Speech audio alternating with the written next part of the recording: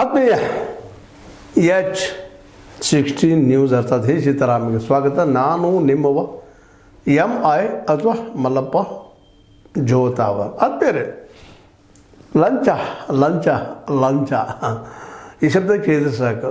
ಈ ಬೆಳಪ ಇದೆ ಕಾಮನ್ ರೀ, ಎಲ್ಲ ಕಡೆ ಯಾವ ಡಿಪಾರ್ಟ್ಮೆಂಟ್ ಮುಕ್ತ ಆಗಿದೆ ರೀ ಭ್ರಷ್ಟಾಚಾರದಿಂದ. ದೂರ ಹಂಗೆ ಬರ್ತಾ ಇರ್ತಾವೆ, ಹೋಗ್ತಾ ಇರ್ತಾವೆ. ಇತ್ತೀಚೆಗೆ ನಮ್ಮ ಅವರ ಲೋಕಾಯುಕ್ತರು, ಅದಕ್ಕೆ ಸಂಬಂಧಿಸಿದಂಥ ಅಧಿಕಾರಿಗಳು, DYSP ಆಗಿರ್ಬೋದು, ಮತ್ತೊಬ್ಬರಾಗಿರ್ಬೋದು, ನಮ್ಮ ಇಲ್ಲೇ ಮೂಡಲಗಿಯಲ್ಲೇ ಜನರ ದೂರುಗಳನ್ನ ಕೇಳೋ ಭೇಟಿಯಾಗಿ ಜನರ ಜೊತೆ ಸಂಪರ್ಕ ಮಾಡಿ, ನಿಮ್ಮ ಯಾರಾದರೂ ನಿಮಗೆ ಲಂಚ ಕೇಳಿದ್ರೆ, ದುಡ್ಡು ಕೇಳಿದ್ರೆ ನಮಗೆ ತಿಳಿಸ್ರಿ ಅಂತ ಹೇಳಿದರು.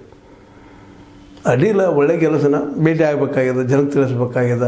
ಕೆಲವು ಜನ ಒಂದಿಷ್ಟೇನೋ ಇನ್ಫಾರ್ಮೇಷನ್ ಆ್ಯಕ್ಟ್ದೊಳಗೆ ಒಂದಿಷ್ಟು ಕೇಳಿ ಕೆಲವೊಬ್ಬರು ಒಳ್ಳೆ ಕೆಲಸನೂ ಮಾಡ್ತಾರೆ, ಇನ್ನು ಕೆಲವೊಬ್ರು ಅದನ್ನು ದುಡ್ಡು ಮಾಡ್ಕೊಳ್ತಾ ಇರ್ತಾರೆ. ನಾವು ಕೇಳಿದ್ದೀವಿ ಅದನ್ನು, ಕೆಲವಷ್ಟು ಅನುಭವಕ್ಕೆ ಬಂದ ಮಾತುಗಳು ಆಗಿದ್ದಾವೆ.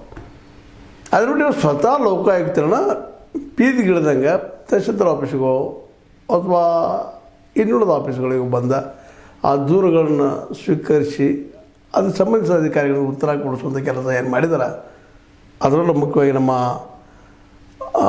DYSP, ಲೋಕಾಯುಕ್ತ DYSP ಅವರು ಪುಷ್ಪಲತಾ ಅವರು ಓಪನ್ ಆಗಿ ಹಿಂಗೆ ಯಾರಾದರೂ ಕೇಳಿದರೆ ನೀವು ನಮಗೆ ದೂರು ಕೊಡ್ರಿ, ಒಂದು ಡಾಕ್ಯುಮೆಂಟ್ ಅದರೊಳಗೆ ಹಾಕಿ ಅಂತೇಳಿ ಡಾಕ್ಯುಮೆಂಟ್ ಮಾಡಿ ಕೊಡ್ರಿ, ಅದಕ್ಕೆ ಸಂಬಂಧಿಸಿದ ದಾಖಲೆಗಳು ಕೊಡ್ರಿ, ನಿಶ್ಚಿತವಾಗಿ ನಾವು ಆ್ಯಕ್ಷನ್ ತೊಗೊಳ್ತೀವಿ ಅನ್ನೋಂಥ ಭರವಸೆ ಮೂಡಿಸೋ ಪ್ರಯತ್ನ ಮಾಡ್ತಾಯಿದ್ದಾರೆ.